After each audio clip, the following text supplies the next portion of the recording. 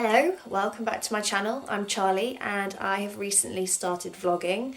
Usually you can find me over at Candidly Rhubarb writing blog posts, but I have ventured into the world of YouTube. I've had quite a lot of support so far, so thank you very much for that. Today I just wanted to do a bit of an update leading on from the videos that I did about miscarriage. I finished off the last one talking about my most recent losses, and I said I would keep you updated with where I go from there. So here I am to update you. Not much to report really. After my last miscarriage, which was just over 6 weeks ago, we did decide that we were going to try again straight away.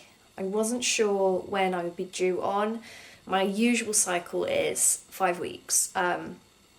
So still longer than most. So I wasn't sure what my cycle was going to be like, but I was doing ovulation tests and I ovulated exactly 4 weeks after my miscarriage, so I knew that I would have a kind of standard 6-week cycle, which seems to be the norm for me after I've miscarried.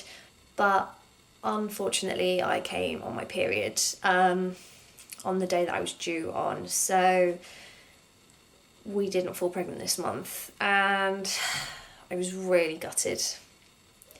I wrote a blog post on the day when the feelings were very fresh and I just needed to kind of get it out. So if you're interested in that, I'll put the link in the description box below and you can have a read. But I'll try and explain it a bit here. For me, the biggest struggle that I have faced during this whole process of miscarrying is timelines. I get so obsessed with time frame and the age gaps, and that's something that I really kind of struggle to not think about. I get fixated on it, and each time I lose a baby, it's a whole kind of future life that I've planned out for myself gone. When I had my first baby, she was unplanned, so that was a big adjustment anyway. But then once we had her, there seemed no reason to wait. We wanted a big family, we wanted all our babies close together, so let's go for it. So when we had our second, right on schedule, a year and a half later, that was perfect. Then when we tried for our third, the age gap was going to be similar. Initially it was going to be 15 months. It ended up being 2 years and 9 months, which is a massive difference. And obviously it just felt like forever as well. I kind of grieve for the life that I planned for. Doesn't mean I'm not happy with the life that I've got, but it does mean that I'm disappointed, perhaps, that things didn't turn out the way that I planned them. When we started trying for a fourth, again the age gap between Rufus and the new baby was going to be about 18 months. Then I lost one, and I lost another one, and again it's like time is running away from me. It's slipping through my fingers. This cycle, if we'd have fallen pregnant, the gap would have been pretty much bang on 2 years. I know it's only really small, but to me it seems big because it's not what I planned for. It's 6 months bigger than I planned for. Anyway, I didn't fall pregnant this month, so it's going to be even bigger. Time is ticking away, and it's really difficult to have no control over it.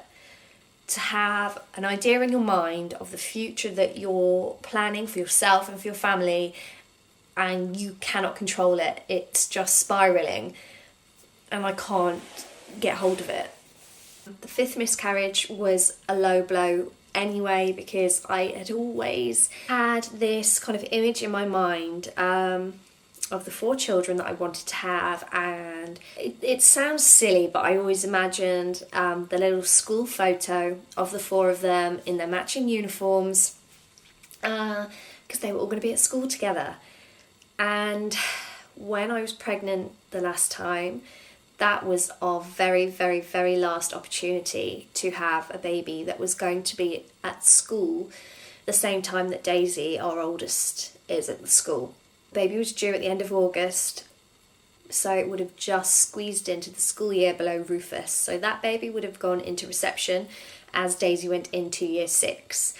So that little picture, that little image that I'd had of our future, that was our last chance to make that a reality. And then of course I miscarried. So that was, of all the miscarriages, I think that was the lowest blow in terms of really kind of pulling the rug out from underneath what I envisaged our future would look like. I've mentioned it to people and they've kind of laughed, like, you know, what a stupid thing to get caught up on, but I think unless you've been there, it's very difficult to understand. You know, if your future ended up not looking like how you planned it, it's very difficult to get your head around and to accept and to live with. So anyway, I've really just rambled. This is just a very, very, very rambly video. It's not very long because there's little more that I can say. But yeah, I'm not pregnant. Even if I do get pregnant, obviously there's no guarantees that it will result in a baby. At the moment, I'm very much in limbo. I'm just kind of living, knowing that I do still want a fourth, but not knowing if or when that will ever happen for us. And it's quite difficult. It does feel a lot like my life is on hold, particularly because this time they're going to put me on HCG injections. I have to go into hospital for those weekly.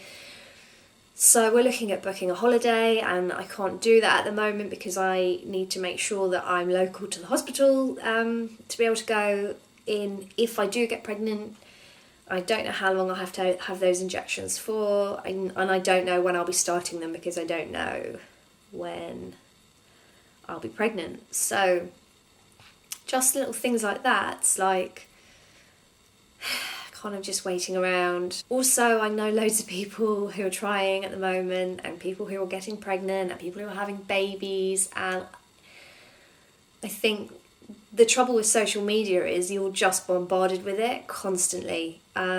Before social media was invented, I would definitely have lost touch with pretty much everyone I went to school with. I would probably only have contact with the mums on the school run and a couple of close friends. So I wouldn't be faced with constant pregnancy announcements and birth announcements. In that regard, my life would be easier if I wasn't on social media. But yeah, that's it anyway. That's where I'm up to at the moment. Still trying. Yuck. Obviously not right now because I'm still on my period.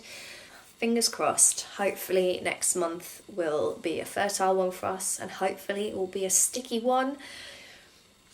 And we will get our rainbow baby at some point at the back end of this year. But we'll see.